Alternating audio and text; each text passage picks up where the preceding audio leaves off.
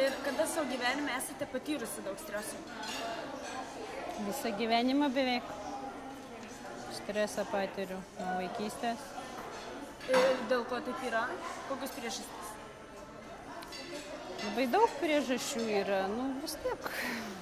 Santykiai su tėvais, po to asmeniniam gyvenime įvairios problemos. Tai tikrai tokio, kad visiškai be streso gyventi, tai nelabai turbūt ir įsivaizduočiau.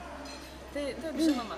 O kas sukėlė tą didžiausią stresą jūsų gyvenime? Kokios buvo pagrindinės priežastys?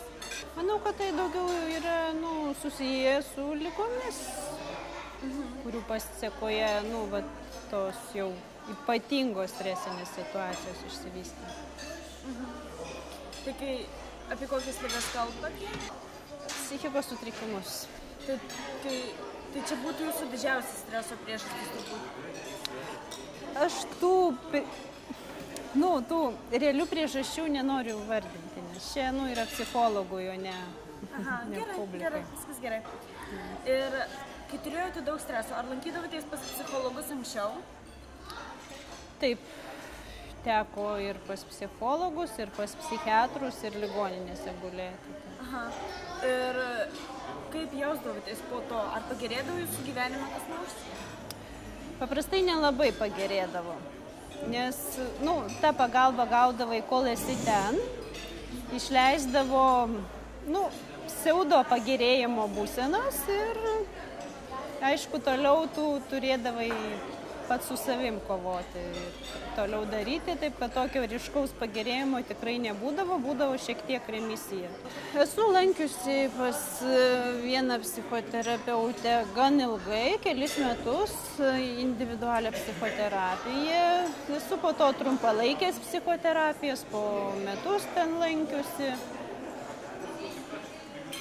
Ilgalaikė terapija ten buvo darbas su savim giliau pažiūrėti viską.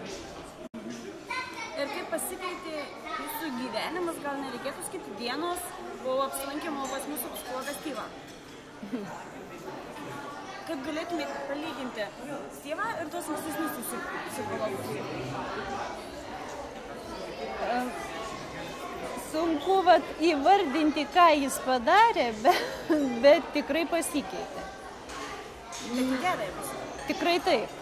Tikrai į gerą pusę ir tikrai tokia požiūris į visas problemas, į viską tikrai mažiau streso yra.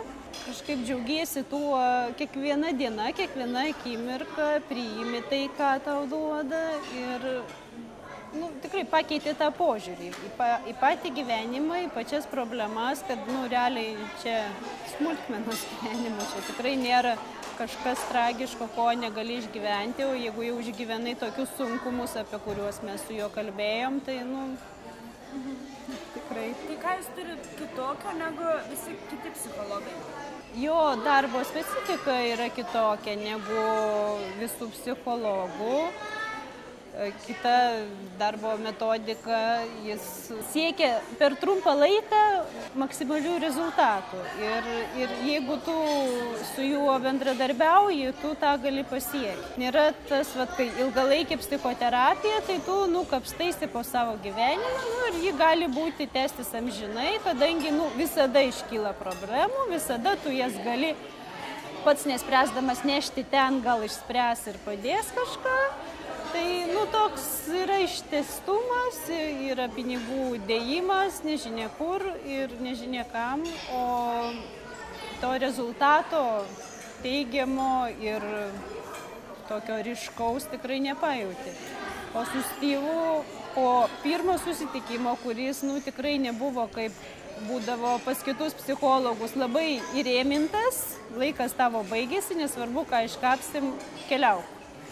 Ir ką toliau su tuo daryti neaišku. Tai su Styvu mes, atrodo, išdirbom nuo pradžios iki galo. Iškapstėm viską, bet po to viską sudėjom atgal ir neišėjau uždraskyta. Tikrai buvo užpildyta gerais, teigiamais jausmais ir stebuklingai, galima pasakyti, pakeistas požiūris į vyraujančias problemas, į situaciją ir jaučiuosi tikrai puikiai. Tai vienas susitikimas labai jums padėjo. Taip. Taip. Ir jūs sakėte, kad jis jums uždavė namų darbų, dar įvykdėt namų darbus. Taip. Ko tikėjotės eidama pas tėvą? Kadangi su psichologais bendravimo turėjau daug patirties, tai aišku, kažko labai stebuklų nesitikėjau, galvojau, nueisiu, išsakysiu problemas, duos kažkokių tai patarimų, kaip reaguoti, kaip su tuo gyventi.